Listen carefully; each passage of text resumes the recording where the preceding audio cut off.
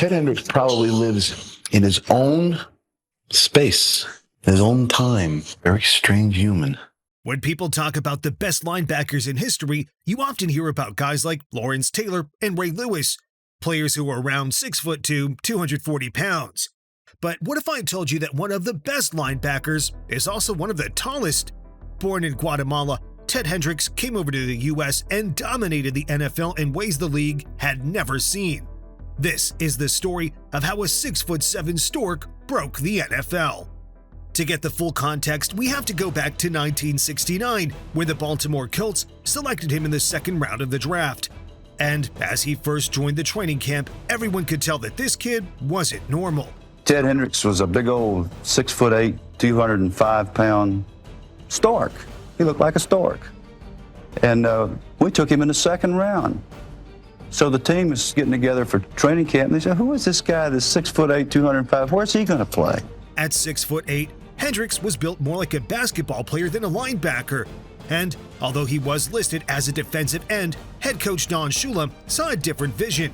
He moved the stork to linebacker. This was a bold move. Playing linebacker is a position that few men his size could survive at. You see, most tall guys struggle to bend, to tackle low, to move in space. But once Hendricks settled in, he shocked the entire league. The way this tall dude was moving was not normal. And as a rookie, he made a solid 32 tackles. But nothing could prepare Hendricks for the career-defining moment that came in 1970.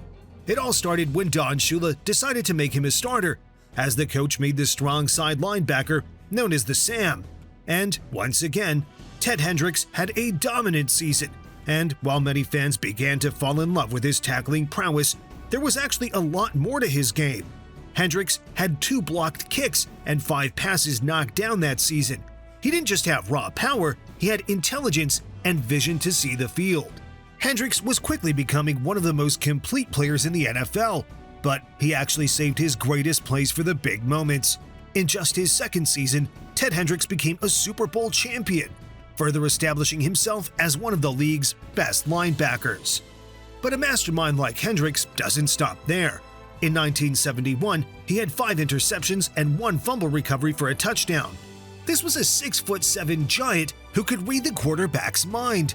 He always knew where to be to make the play, and by season end, he was named first-team All-Pro.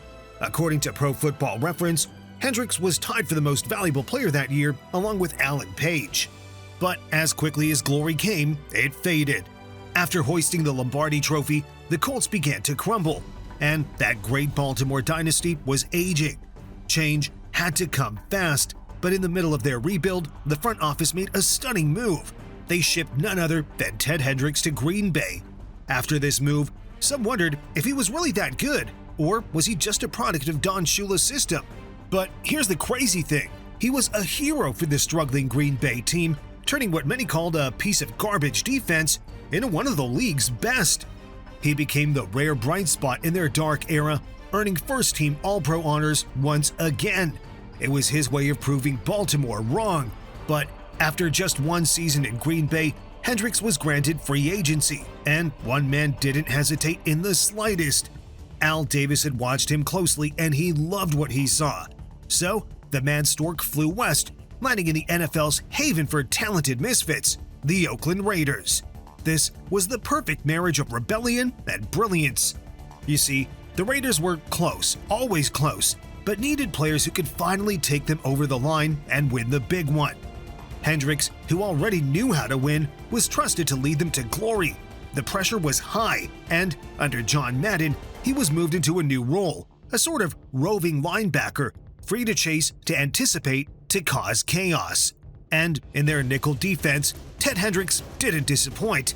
He tallied 5 sacks, but here's what's strange. Hendricks wasn't very muscular, but he played like a man possessed, roaming sideline to sideline and engulfing you in tackles. Unfortunately, in the playoffs, destiny had other plans. The Raiders ran headfirst into the dynasty of the decade, the Pittsburgh Steelers. Oakland fell short again, outmuscled by the Steel Curtain with Jack Lambert at the heart of it. For Hendricks, the loss was personal. This wasn't just any ordinary playoff exit, it was a challenge. Not only to be the best linebacker, but to be the one to end Pittsburgh's reign of terror. By 1976, change was in the air again. The Raiders shifted to a 3-4 defense, and Hendricks was asked to move. But Ted didn't care. What mattered most was making an impact to get the win. Playing the run, dropping into coverage, blocking passes. Whatever he was told to do, he did it, and he did it brilliantly. That season, he filled up the stat sheet. 57 tackles, 6 sacks, 5 passes deflected, 1 interception, and 2 blocked punts. And then came the playoffs, the moment every Raider fan had waited for. The team that had fallen short so many times before finally broke through. They finally made it to the Super Bowl, and in that game, they didn't disappoint. The Raiders lifted the Lombardi Trophy at Super Bowl 11, the first championship in franchise history. And when the confetti fell, everyone knew that Hendricks was a big reason they got there. But even with nothing left to prove, Ted Hendricks kept reminding everyone why he was an anomaly. In 1977, when fellow linebacker Phil Villapiano went down with an injury, Hendricks was asked once again to change positions, sliding back to the strong side linebacker spot. And honestly, that just wasn't normal.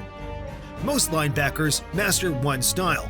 You're either a Sam, built to wrestle tight ends and battle in traffic, or a Will, flying in space and chasing players down from the backside.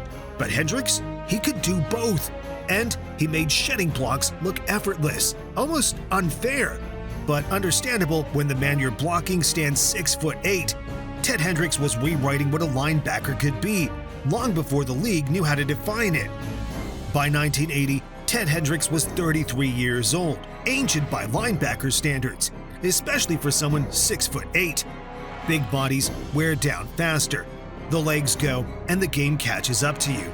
But because this was Ted Hendricks, he did the opposite. That season, instead of fading, he delivered one of the best years of his career. 8.5 sacks, 3 interceptions, along with 16 passes deflected. Oh, and he also blocked 3 kicks. It was a stat sheet that didn't even look real. While younger players were struggling to keep up, the 33-year-old Mad Stork was outsmarting and outlasting everyone.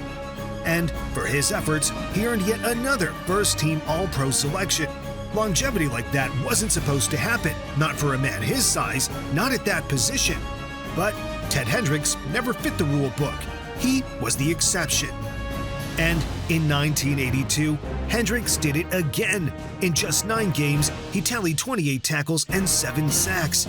He looked like he could single-handedly carry the Raiders to the Super Bowl.